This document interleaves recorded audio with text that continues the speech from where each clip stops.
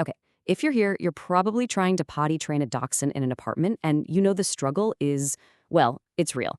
So in this explainer, we're going to break down a simple, step-by-step guide to finally turn that frustration into success. Let's dive in. Sound familiar? Of course it does. You feel like you've been outside a million times. You think you're finally making progress, and then there it is, another accident. It's a thought pretty much every single dachshund owner has had. But here's the good news, and I really want this to sink in. Your dachshund absolutely can get it. Success is totally achievable. It just takes understanding their one-of-a-kind brain and, your one-of-a-kind living situation. And that really gets to the heart of what we call the dachshund dilemma. See, you're not just training any old dog. You're working with a very specific personality in a pretty challenging setting. And trust me, if you're struggling with this, you are definitely not alone. So let's just lay it all out. Why does this feel so impossible sometimes? Well, dachshunds are famously strong-willed. They're incredibly smart and they think for themselves. Now add the whole apartment thing to the mix. There's no backyard to just open the door to. It's that frantic race to get the leash, get down the stairs, and get outside, all before it's too late. It's basically a perfect storm for potty training headaches. All right, this right here, this is probably the most important mental shift you can make. What we call stubborn is actually just a sign of how smart they are. You're not fighting against their nature, you're about to learn how to work with it. I mean, just think about what they were bred to do, to hunt badgers. That job takes a dog that's bold, independent, and seriously brave. They had to make their own decisions, underground, face-to-face with a badger. That instinct doesn't just vanish. So it looks like stubbornness is really that incredible intelligence that makes the breed so amazing. So, how do we take that brilliant little mind and get it on our team? Well, it all boils down to two key things. If you can get these right, you've pretty much built the entire foundation for success. First up, consistency. Their smart little brains love patterns.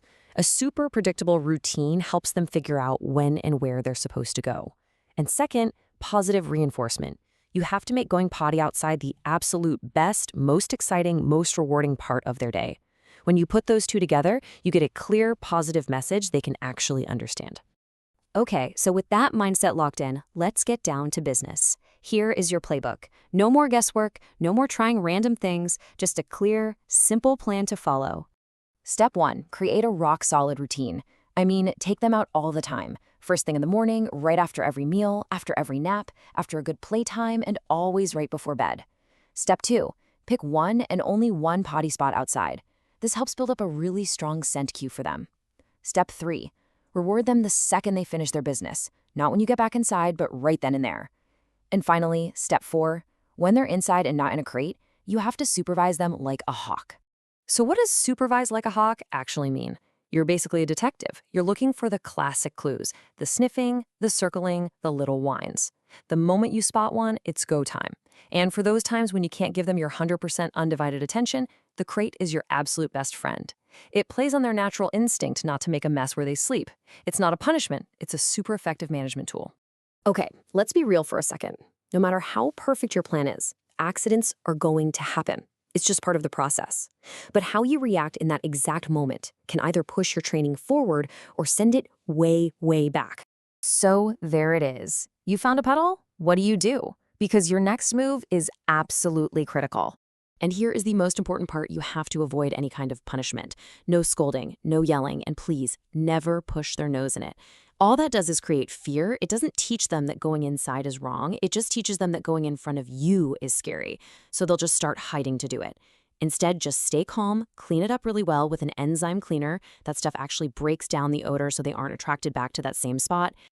Okay, so let's bring this all home. Potty training a dachshund in an apartment isn't about winning some battle of wills. It's all about clear communication, smart management, and a whole lot of patience. If you only remember one thing from all of this, let it be this right here. That stubborn streak you see, that's not stubbornness, it's intelligence. And an intelligent dog is a trainable dog. You just have to learn to speak their language, and that language is consistency and positivity. And remember to celebrate the wins. Every single time they go outside and get it right, that is a huge victory. Each one of those successes is a building block towards what we all want: a happy, confident dog and a clean, stress-free apartment. And that really brings us to the final piece of the puzzle, doesn't it? You've got the routine, you've got the tools, you've got the technique. The last, most important ingredient is you. It's your patience. This is a partnership. And with you as the calm, consistent leader, you're both going to get there.